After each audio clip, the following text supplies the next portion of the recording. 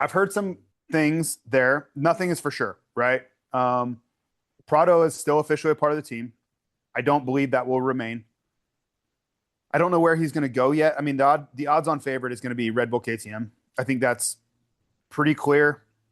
There are some rumors about him trying to find a way to stay with Monster but be on a KTM. That would be, I don't know. There's some hairball theories about there about how that would go because he owes Monster money to get out is the long and the short of it.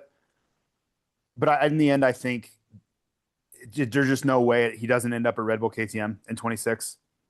But as far as the second spot that he's vacating, Ken Roczen hasn't signed his contract yet. He does have an offer. It's expected that he's going to go there, but it's possible. It is possible he could go to Monster Energy Kawasaki. I don't expect that to happen. But until Kenny puts pen to paper and until Monster Energy Kawasaki fills that second spot, it's still in the realm of possibilities. So I know there's been conversations there. I don't know how serious they are. I don't expect that to come to fruition.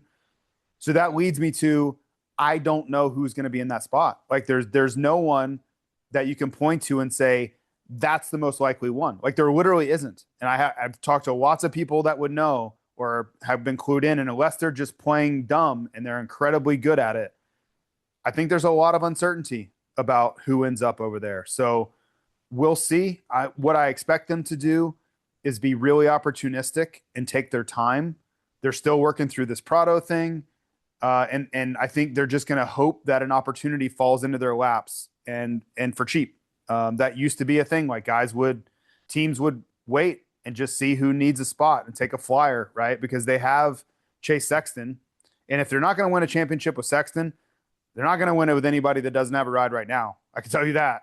So maybe they just kind of see what happens, slow roll this thing and see what plays out. But Yeah. it is an interesting scenario because I don't remember a factory team of that caliber, like that enviable of a spot being open this late. Like we're going to be likely in October with no one being signed to that spot.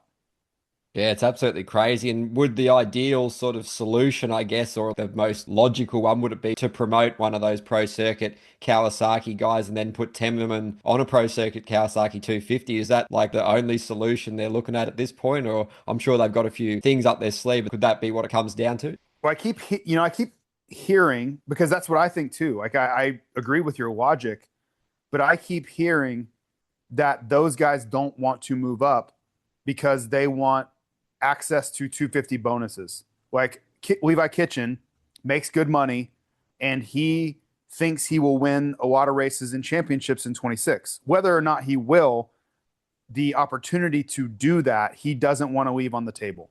So I think for Cowie to do that, they're going to have to basically tear up the existing contract with Marchbanks or Kitchen or whoever and write them a contract that makes sense for them to take that risk, right? Like for Kitchen, okay, let's say he's making, I don't know, 350, 400. I'm just guessing. I don't know.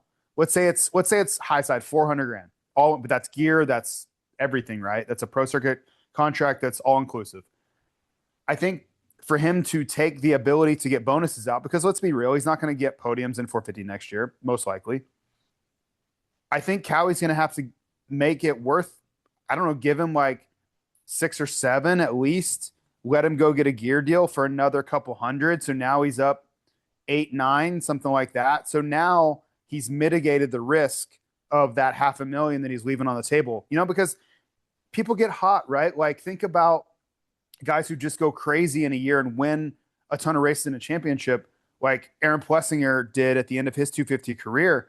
Like that was like a $1.5 million a year for him in bonuses when he won Supercross and Pro Motocross. When you factor in race wins and 2 titles, you're leaving a $1.5 million lottery ticket on the table. So if Cowie decides to go that route, that's immediately what the agent is going to be, which would be Jimmy Button is going to say, cool, we really appreciate this opportunity, but we need to make this financially make sense in the long run because you hired him to win.